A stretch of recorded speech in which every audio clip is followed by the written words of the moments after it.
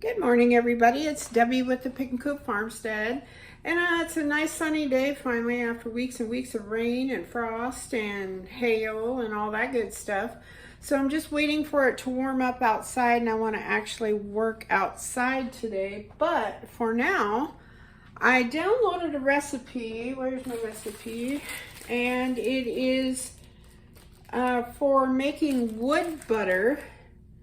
And I will link the internet site where I got this from. Their name is tulipsandtwill.com, and this is to maintain all of your wooden utensils. This is one that Al and Val made me. I love it, absolutely love it. It's dark walnut, and I use it in my cast iron skillets, everything. But I've got all kinds of wooden spoons that desperately need some help and love. And I do have a cutting board that my son made me that I need to do. But look, this is the canning spoon by Al and Val. That is super dry. I need to do all of this stuff, show it some love. I have quite a few handmade utensils now. Again, Al and Val. It's just lovely. And then either my stepmom or my step-grandmother made this. It's like a spurtle. I thought it was like for frosting cakes and stuff, but it's a spurtle, which is really cool. So all these things need a lot of love. And then I also have my grandmother's rolling pin and that kind of stuff. So this recipe appealed to me mainly because I already had this stuff to make it with, and it's all natural ingredients and it's all food safe. So first of all, I'm going to show you down here. All you need is coconut oil, and I have, it's a natural refined organic coconut oil. I use this kind of stuff in my salve, so I have I get the big jugs of that. And there's a local beekeeper here, Randy Spade, which I purchased my beeswax from. If you've never worked with beeswax and it's not in pellet form, that stuff is kind of a pain in the rear to grate it down. But this recipe calls for 2 ounces, so I use my little scale, of beeswax, and then 4 ounces of coconut oil. And I've got everything measured out. I put it in my vintage Pyrex cup. You're going to need a double boiler, which I do not have, so I have my trusty little pan full of water. And then you need 2 ounces of beeswax. So I'm going to put that in here.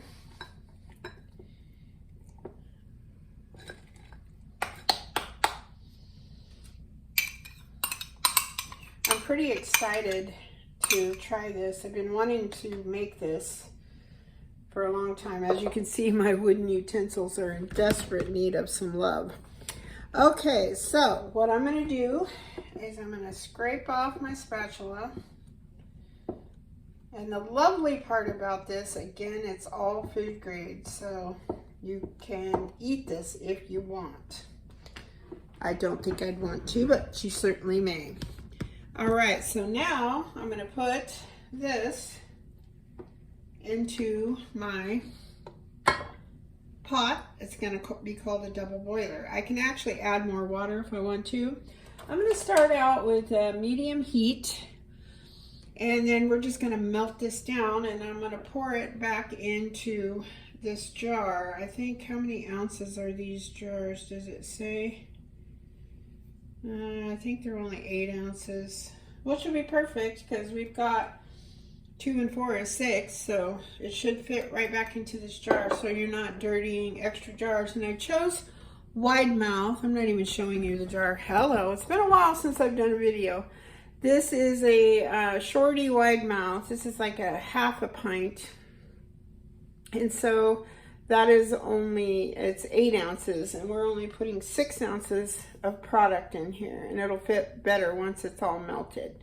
All right, so we're going to come back and show progress on this as it starts melting.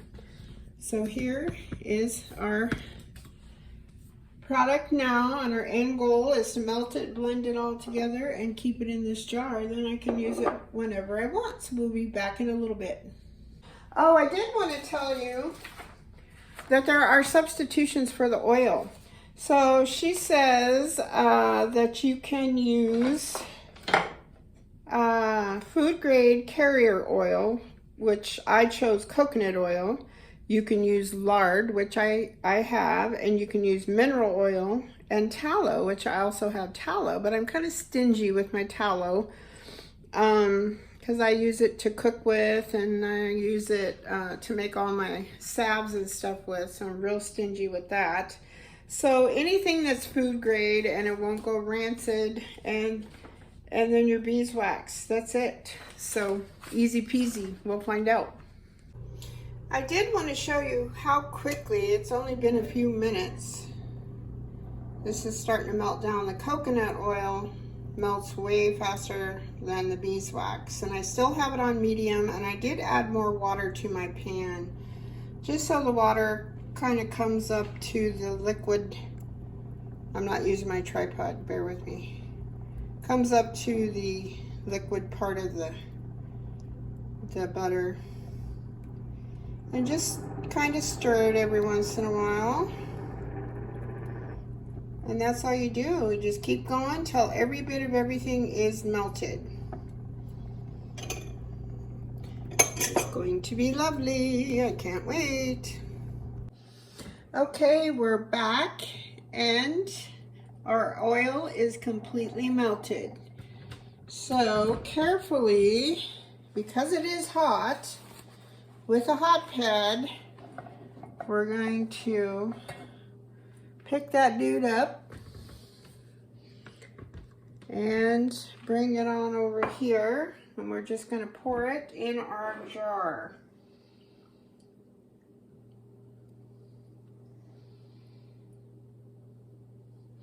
Talk about making that just right. Look at this up close. That is to the brim. So next what we're going to do, just so we don't burn the tar out of ourselves, we are going to let this cool. It will harden up. Then we're going to clean up our mess. Don't want to put this stuff down your sink because the beeswax gets super, super, super hard, and you don't want to clog up your pipes. So I like to put like boiling water in all of that, and then just kind of dump it outside to get most of that out before you wash it in your sink. So we will be back after this hardens, and then we're going to lather up some of our tools and see how it does. All right, guys, look at there. It's still kind of warm, but it filled up my jar beautifully. I have a clean little rag. It's just a little old piece of a towel. I am going to, I'm gonna just rub it down here.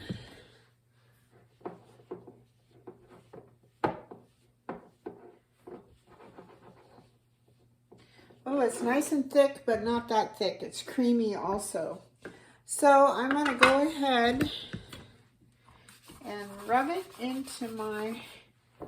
Oh, it wasn't quite solid yet. Oops. Oh, I always have to make a mess. You know me. And I'm going to put this on here. Rub it in really, really good. I cannot believe I did that. You know me, I'm always making a mess.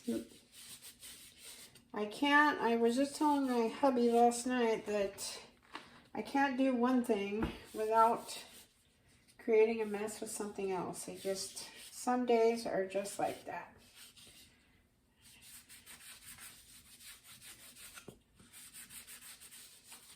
So look at this. It just sucked that right up. I'm excited. Then the directions say what you can do is wipe off any excess and allow it to dry overnight, or gently sand with fine grit sandpaper and wipe off the dust. I think I'm just going to let them dry overnight Good gravy, look at this mess.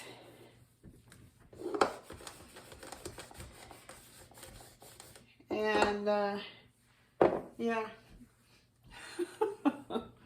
Luckily, it gets kind of hard, but that's also kind of creamy at the same time, as if that makes it any sense.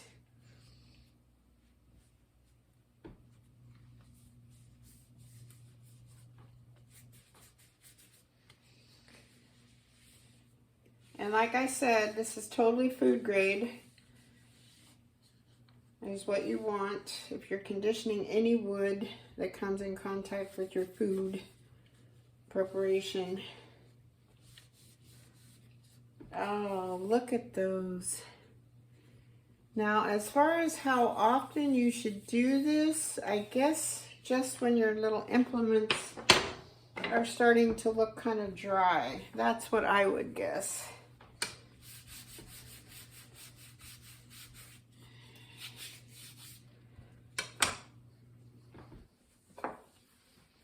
All right, I managed to get most of it off my counter here. Gently, carefully, put some more on my rag.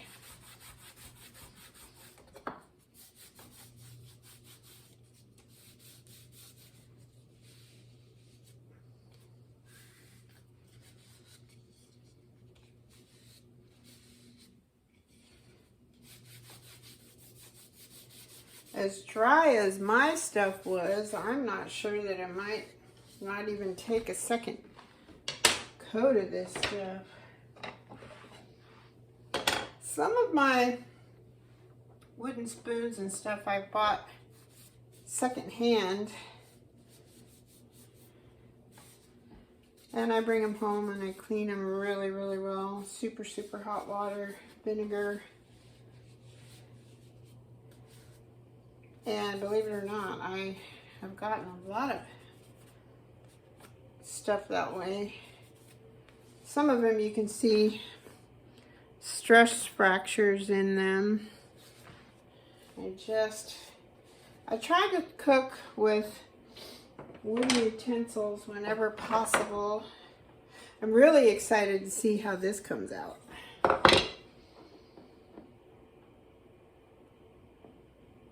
I think Val and I will be very excited to see that I'm finally taking proper care of their beautiful wooden utensils. Boy, it's just soaking it right up. That's why I'm not really wiping this off, just because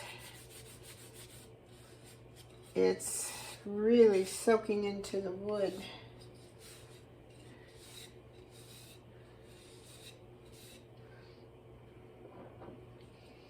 Pretty exciting stuff. All right, so you get the gist of it, and I'm going to go ahead and put a link down in the comments how you go about getting the full recipe from these guys. Their name again is Tulips and Twill. And I'm going to go ahead and finish up all my little implements. I'm excited.